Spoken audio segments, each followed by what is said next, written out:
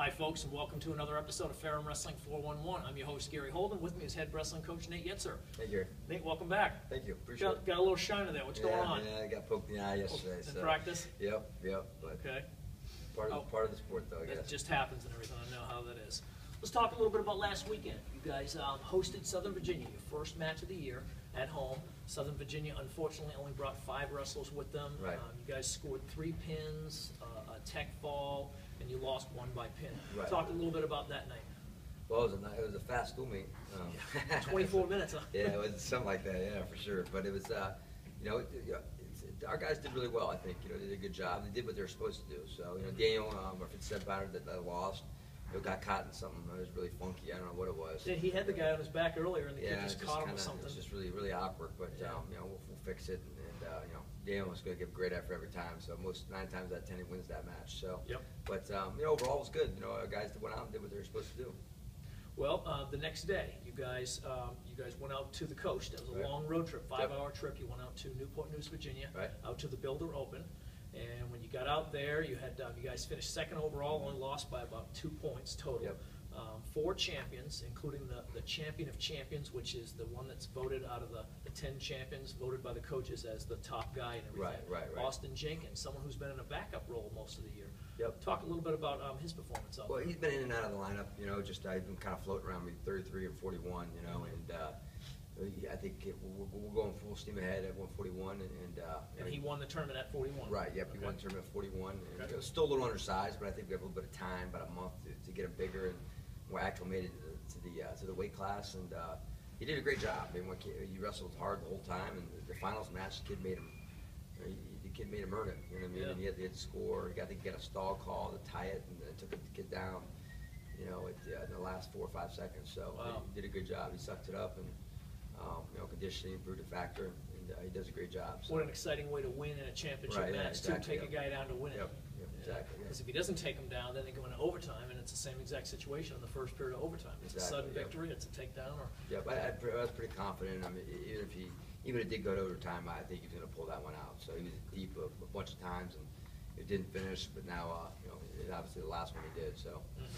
Now I noticed that West Virginia Tech won the tournament, 121.5 points. We had 119.5.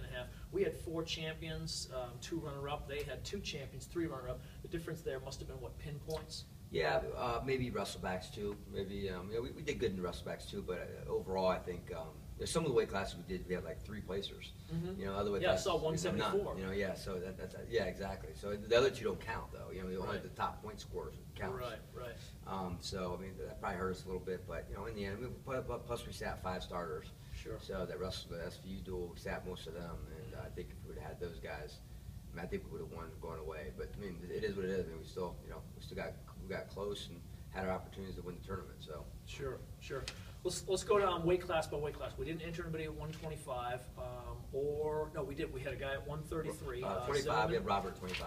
Oh, Robert Zimmerman. Yeah, Robert Cunningham. That's right. Yep. He got back on the mats. He hadn't been. Exactly. Yep. So he won the tournament and everything. Yep. Sudden victory. Rusty, he looked a little rusty. I mean, his first time back since Christmas, and he was battling some stuff, and now he stepped in the lineup, did a great job. I don't think he was really. The last match was a great test for him. The kid really paddled hard and was up 2-0, and Robert got a takedown, I think, with 2 seconds left to set it to overtime. And then I'm not sure, he got in a scramble in overtime and put the kid on his back and won the match. So nice. It was good. It was a really good match. So. Good.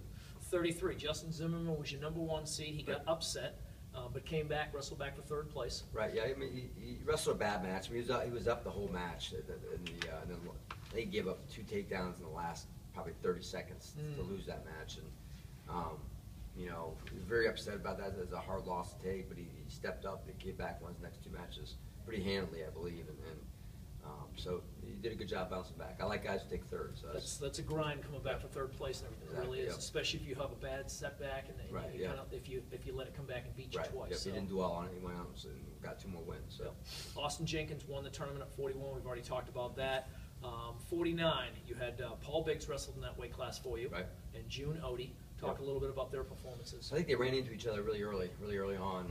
It was kind of the last for Paul was kind of a test, and he moved up to 49. He had to beat June in order to be the starter at that weight, and so I kind of paired them really close together.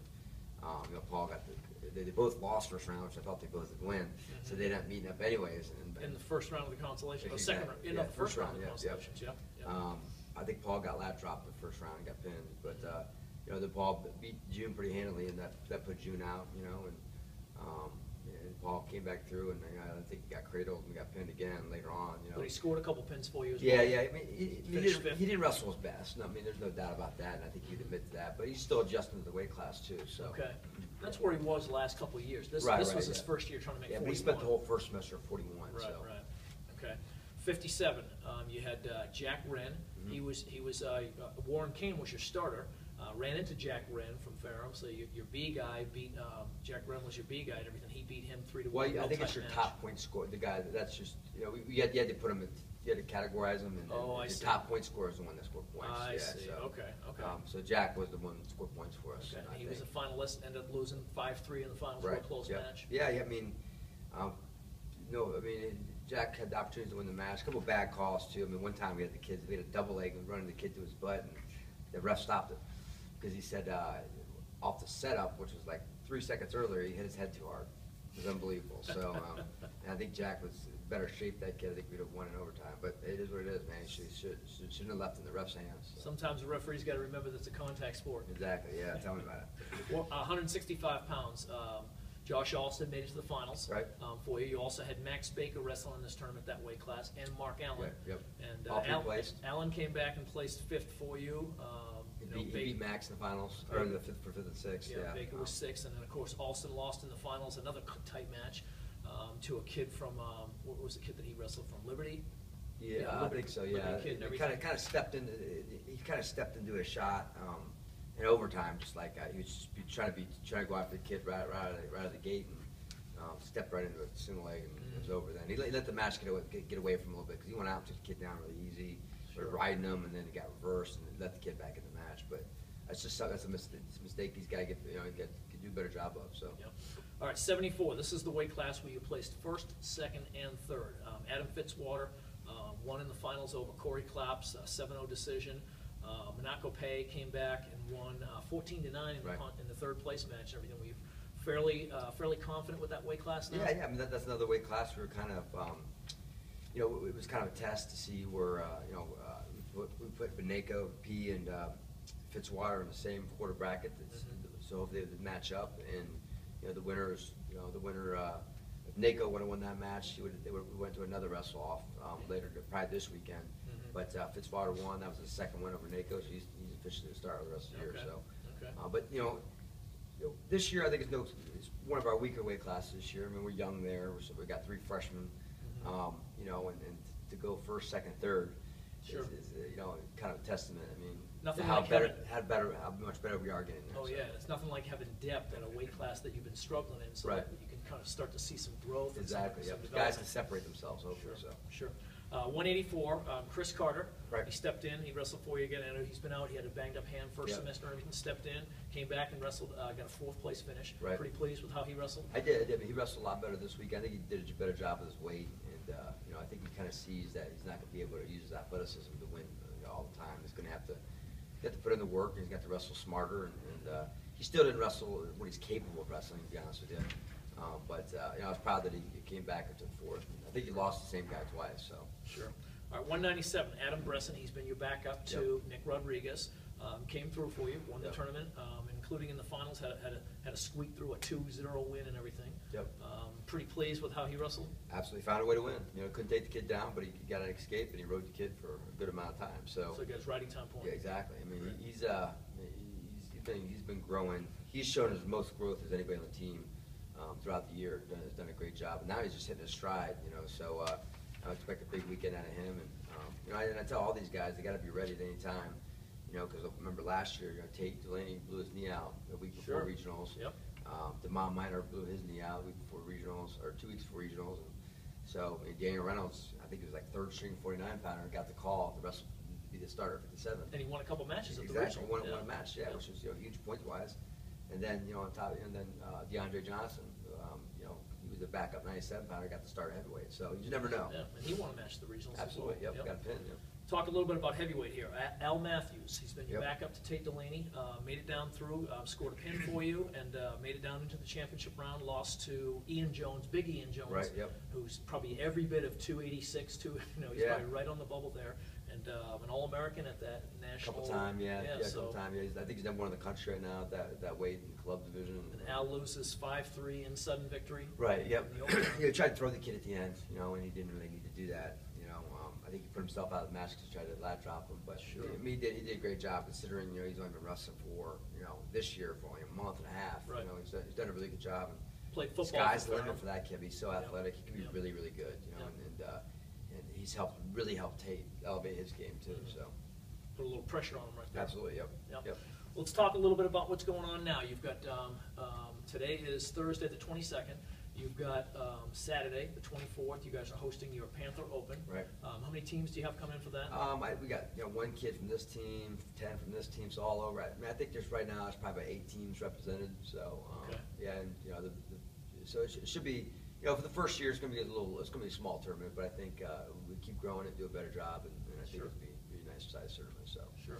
Camp season will be coming around pretty Right, soon. Talk absolutely. a little bit about what you've got planned for this year. Well, we have our normal, most popular camp, the Gold Camp, which is the high school intensive training camp. We're going to have that as well. And then we're adding a middle school training camp to kind of separate the two. That's called the Black Camp. Okay. And it's an intensive camp for middle school kids only. And then we'll also we'll have our resident camp again for guys that are graduated or seniors, guys that are going to be seniors that want to wrestle at the college level. Mm-hmm. And then, of course, we have the fundamentals camp, which is the technique camp, open to anybody, any age group, any level. And then another one we're adding this year is the protege camp, which is we're only allowing 10 kids in that camp, and it's one-on-one instruction. You work with your own counselor, and you dinner with them, go through the workouts with them, you drill with them. Nice. Yeah, and it's really, I guess, high intensity. It's a good camp. So. Interesting. Yep. 10 athletes. That's Wow. it, yep. And is that right here in our wrestling room at It'll Ferrum? be right here in our wrestling. Yep. Nice. All these camps are on campus, and we have our 2 camps: our youth camp and our high school intensive camp, elite camp out at Richmond at the Black Hawk Gym. So We'll be excited to see how those camps run for you Yeah, this year. yep. We'll talk a little bit more as we go through the absolutely. And if season. anybody has any questions about those, feel free to email me at nyetzer@ferrum.edu. Great.